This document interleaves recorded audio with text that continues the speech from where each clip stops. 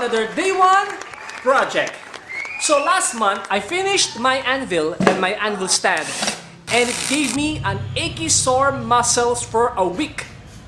And if you didn't see it, check the link down the description of this video or the card and the end screen. But only after watching this video, okay? And we all know, if you have an anvil, you need a forge. Now, I plan to make a coal forge. I have 2 water tanks just lying around my backyard. The other one is galvanized and the other one is pure stainless steel. Galvanized is a bad choice. If you plan to build a forge, it's a big no. But there are some effective ways for you to degalvanize it. But we don't have that much time to do that on a water tank. So I decided to go for the stainless steel one.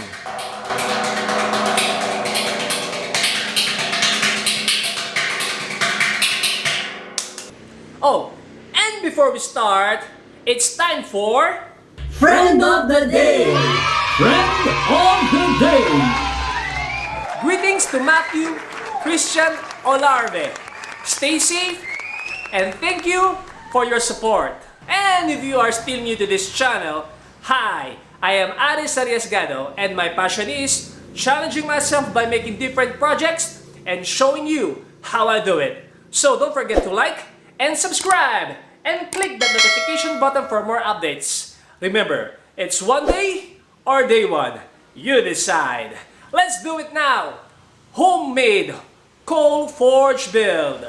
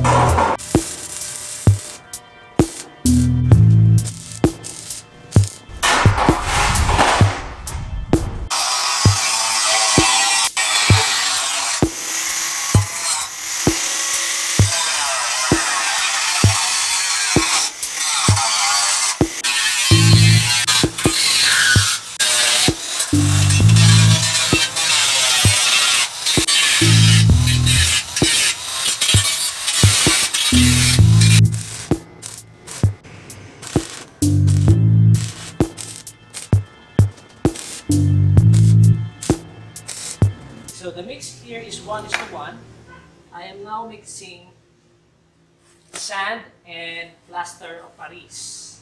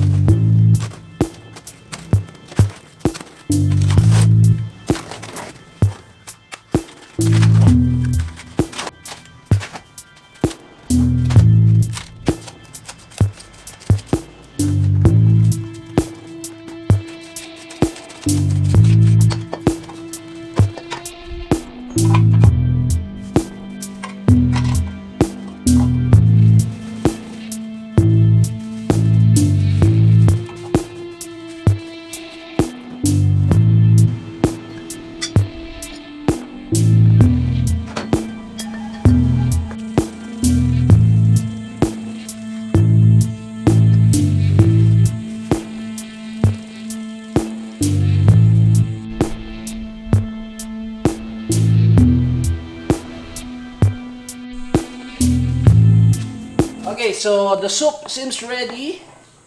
It has bubbles. So we will check. So I only use this cheap vinegar, and a friend of mine told me that it will not work because it is more like a mild vinegar.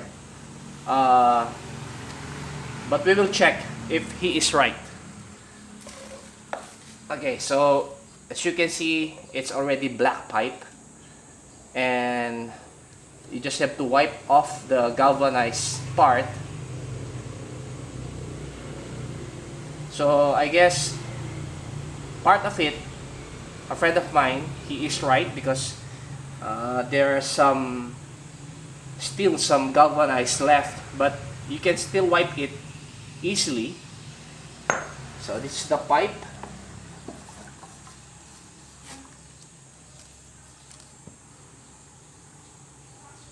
Okay, so we will wipe it off.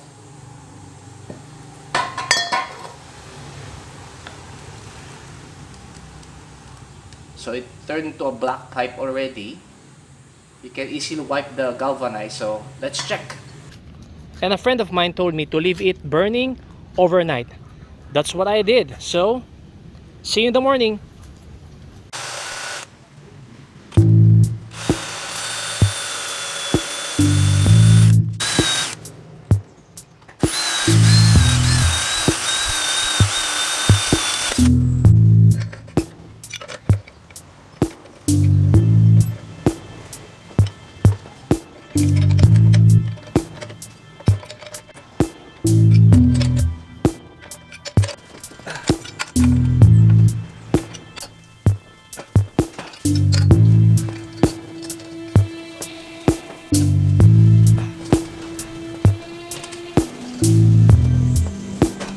Okay, so the pipe is now ready.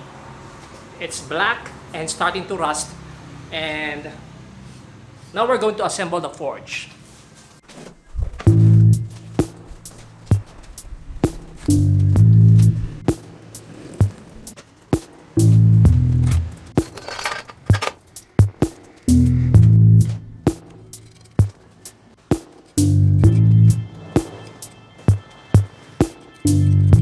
After finalizing the Oreo ice cream, yeah. So we wait, and I'm going to clean it after that.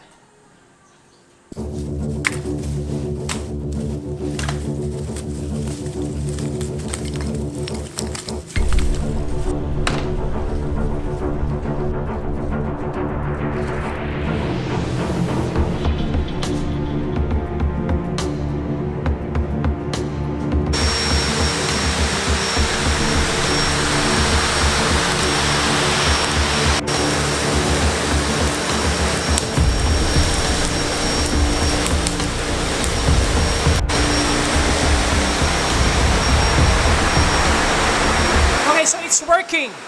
The problem is my blower is too strong, so I better change it into a hair dryer.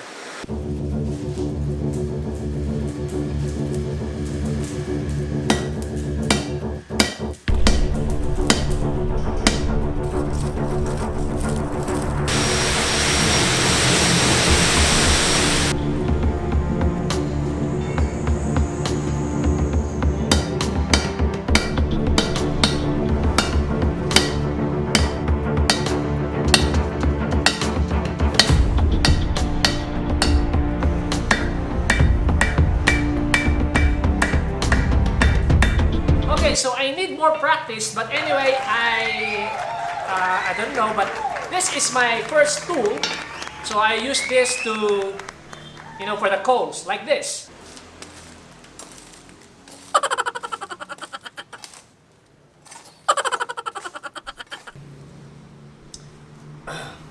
So obviously, I need more practice, and I need more advice and suggestion coming from the professionals out there. And yeah, I'm going to keep on practicing, and I can't wait to make my first blade. Thank you for watching.